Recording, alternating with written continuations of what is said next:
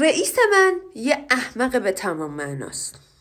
این حرفی که زدم مکالمه یه که ممکنه خیلی از ماها وقتی میریم سر کار با خودمون داشته باشیم و یه همچین استیتمنت، یه همچین نظریه میتونه کاملا درست باشه. بیاین براتون توضیح بدم. این قضیه میگن پیتر پرینسیپل که اولین دفعه توسط لارنس پیتر تو سال 1969 توی کتاب خودش گفته شد.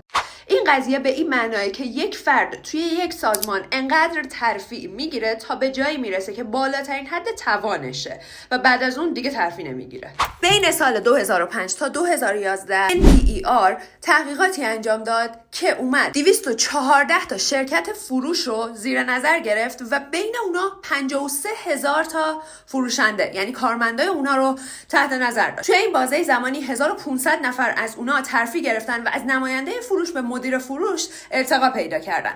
اما بعداً مشخص شد که اینا اصلاً مدیرای لایقی نیستن. اینجا بود که پیتر پرینسیپل تایید شد. نتیجه گیری که میشه از پیتر پرینسیپل داشت اینه که اکثریت مدیرهای مجموعه ها و سازمان ها صلاحیت کافی برای مدیریت رو ندارن، به خاطر اینکه اونا توی جایگاه کارمندیشون بهترین کارمند یا لول پایین‌تر بودن که الان به مدیریت ارتقا پیدا کردن و وقتی از مدیریت به چیز بالاتری ارتقا پیدا نمی‌کنن یعنی هیچ کدوم از اسکیل‌های مدیریتی رو ندارن، که نشون دهنده اینه که افرادی که مدرک‌های مدیریت دارن کار نمی‌کنن و به خاطر همینه که سازمان‌ها مشکلای زیادی دارن.